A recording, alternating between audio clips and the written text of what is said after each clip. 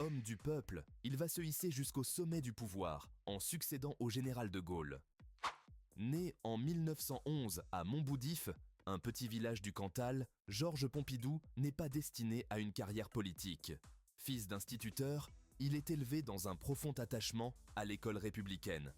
Brillant élève, il intègre l'école normale supérieure et devient agrégé de lettres. Avant la politique, Pompidou est un professeur passionné qui enseigne notamment au lycée Henri IV. Mais sa carrière bascule lorsqu'il entre au cabinet du général de Gaulle à la Libération.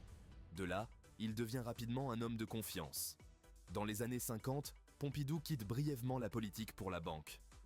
Il entre alors chez Rothschild, où il fait preuve d'un talent étonnant pour les affaires. Mais c'est en 1958, avec le retour de Gaulle au pouvoir, qu'il revient au premier plan. En 1962, il devient Premier ministre, un poste qu'il va occuper pendant 6 ans, un record sous la Ve République. Il est perçu comme l'homme du compromis, capable de naviguer entre les gaullistes, les réformistes et les technocrates. Lors des émeutes de mai 68, il dirige les négociations, puis démissionne 2 mois plus tard. En 1969, après le départ du général de Gaulle, Pompidou est élu président de la République. Son mandat est alors marqué par une volonté de moderniser la France, avec le développement industriel, la construction d'autoroutes et le soutien à la technologie et à la culture. C'est à lui qu'on doit notamment le projet du Centre Beaubourg, aujourd'hui connu sous le nom de Centre Pompidou, qui demeure un symbole de l'art moderne à Paris. Une décision audacieuse pour un homme attaché à la culture classique.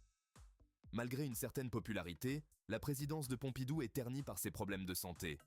Atteint d'une maladie du sang, le président se métamorphose physiquement, même le public ignore de quoi il souffre. Il s'éteint en avril 1974, à 62 ans, avant la fin de son mandat. Homme modeste, Georges Pompidou reste dans les mémoires comme un président discret, moderne, lettré et surtout profondément humain.